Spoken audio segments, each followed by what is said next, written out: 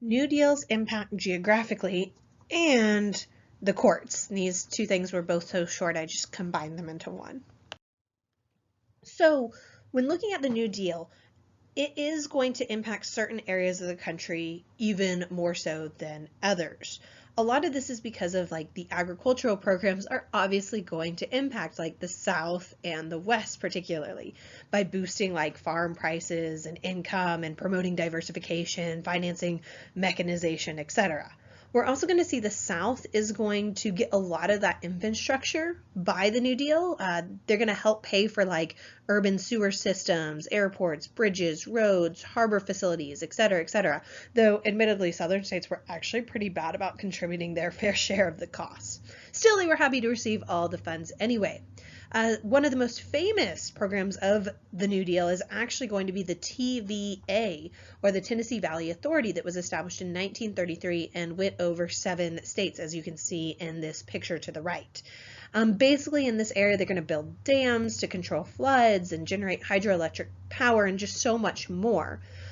Once again, you see some backlashes. Some people felt like this was too socialistic, but really, actually, most Southerners supported it.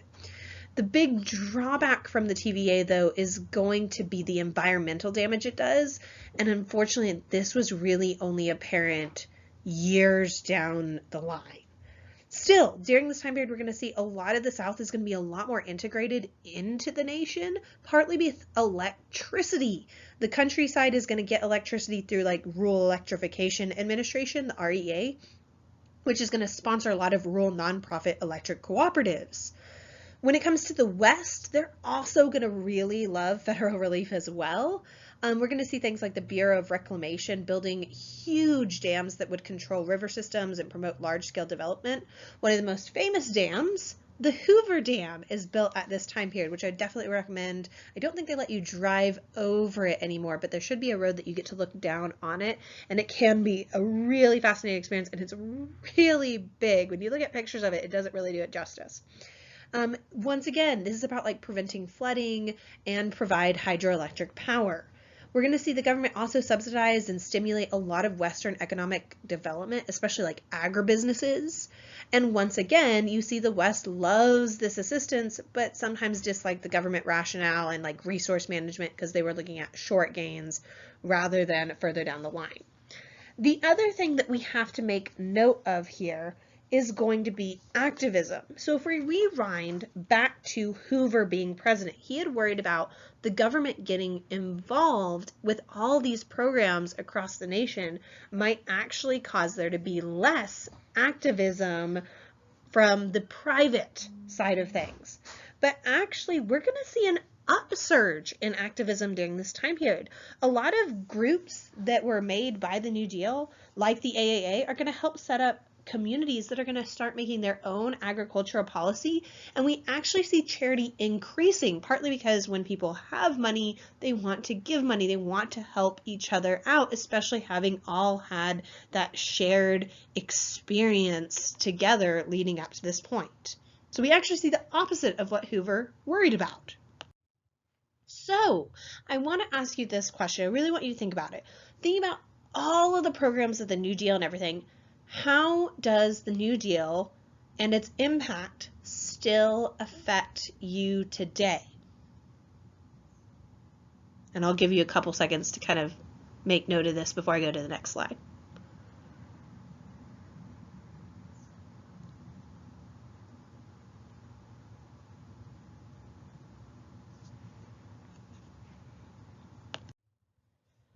However, as much as the New Deal did impact a lot of people and it did have very much widespread support, we're going to see opponents to the New Deal.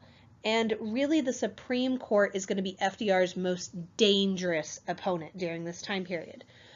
The Supreme Court, as stated a few videos back looking at the New Deal originally, had declared several measures unconstitutional over time. And so FDR is going to try to decide to restructure the federal judiciary. Basically, he proposed legislation that would authorize the president to name a new justice for each justice serving past the age of 70. Now, the idea was that these additional justices would increase judicial efficiency, but there was an element of they would, of course, be more sympathetic towards the New Deal as well. Now, this is technically something Congress can do legally, but a lot of people were concerned that this was just a way for FDR to pack the court with his supporters. So the court is going to basically undercut the support for FDR's proposal to restructure the judicial branch, so to speak, and basically they would uphold the Social Security Act and the Wagner Act and minimum wage legislation, plus you get the retirement of one justice, basically allowing Roosevelt to appoint a sympathetic successor. So kind of all of this cuts into FDR's support for restructuring that judiciary. And so Congress at that point would reject FDR's plan. And in many ways, this challenge to the Supreme Court had really hurt the New Deal more so than helped, because now you have a more concerned public splitting the Democratic Party, because it's going to revive conservatives of, is FDR trying to overextend his reach beyond what we really want him to be doing? The other issue we're going to see during this time period with the ebbing of the New Deal is going to be that things are going so well that FDR is going to decide to cut federal expenditures and balance the budget in 1936.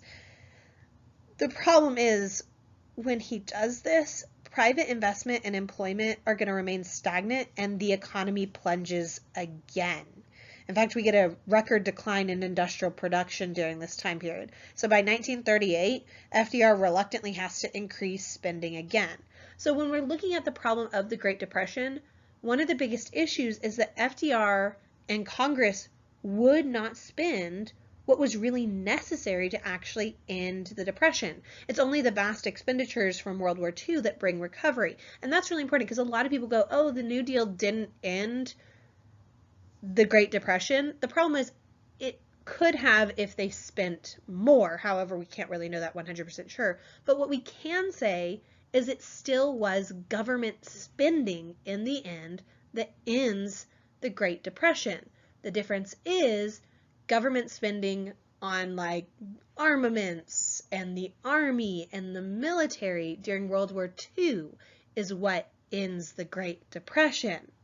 And so the issue is, when you're talking about what ends the Great Depression, you have to keep in mind that supporting the military is less controversial than supporting some of these programs that some people viewed as like too socialistic, basically. We're also going to see that recession from 1936 basically interrupts the momentum of the New Deal and strengthens opponents against it. In fact, Congress is going to block most of FDR's reforms starting in about late 1937, and the few measures that do pass are going to be heavily amended. So it'll be things like the Fair Labor Standards Act, which established maximum hours and minimum wages, but there's a ton of exemptions. And a lot of these exemptions you see to this day, like certain occupations don't have to be paid minimum wage because they're tipped, and that's supposed to give them that minimum wage at least. There's many other acts like this. I'm just not naming all of them. So to protect the New Deal, FDR is going to turn to the public because he was very popular. But the problem is he couldn't transfer his own popularity onto political newcomers that he supported.